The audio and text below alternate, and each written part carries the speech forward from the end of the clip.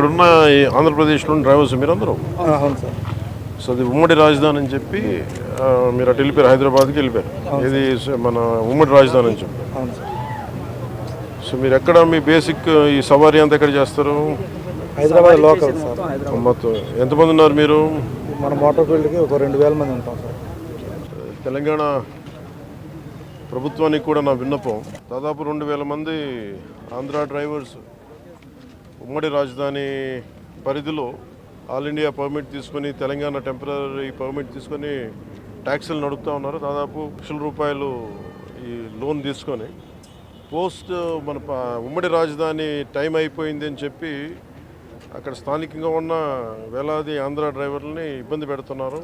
So అంటే ఇది నాకు రాత్రి నా దృష్టికి వచ్చింది, ఇప్పుడు నా దృష్టికి వచ్చింది.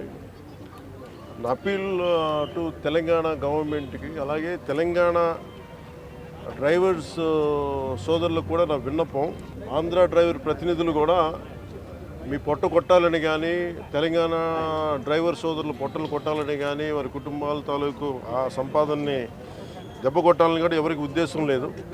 కానీ ఉన్న పరిస్థితుల్లో ఇప్పుడు మన ఉమ్మడి రాజధానికి ఉన్నాం కాబట్టి ఉన్న పరిస్థితుల్లో వాళ్ళు లోన్లు తీసుకొని బండ్లు నడుపుకుంటూ వెళ్ళారు, ఇంకా నడుపుకుంటూ ఉన్నారు.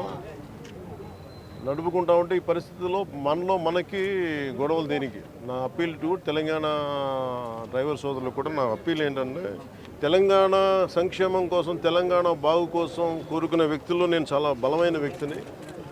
ఆంధ్ర రాజధాని కూడా ఇక్కడ బలంగా ఎందుకు ఉండాలి, లేదంటే ఆంధ్ర అభివృద్ధి ఎందుకు ఉండాలి అని ఎందుకు కోరుకుంటున్నానంటే, భవిష్యత్తులో ఇలాంటి రాకూడదనే, ఉత్పన్నం అవ్వకూడదనే నా కోరిక. అందుకనే ఆ పరిధిలోనే మేము చేసుకుంటా వెళ్ళిపోతూ ఉన్నాం. 1-2 లక్షలు లోన్లు తీసేసుకున్నాం.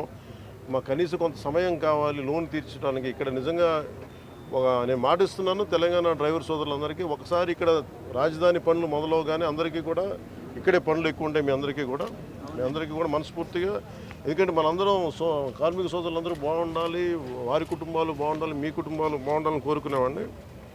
సో ముందస్తుగా నా విన్నపం, క్యాపిటల్ పరిధిలో ఉన్న, హైదరాబాద్ పరిధిలో ఉన్న తెలంగాణ డ్రైవర్ సోదరుల సంఘాలందరికీ కూడా నా విన్నపం ఏంటంటే, ఇది కొద్ది కాలం కొంత సహనంతో భరించండి.